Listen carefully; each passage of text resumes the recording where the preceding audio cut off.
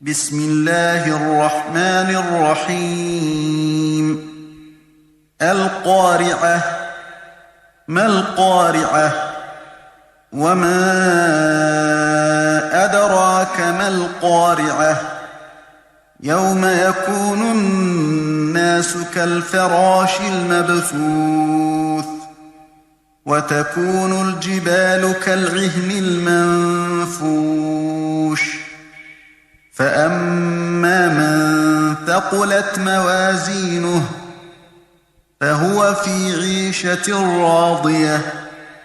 وأما من خفت موازينه فأمه هاوية وما أدراك ما هي نار حامية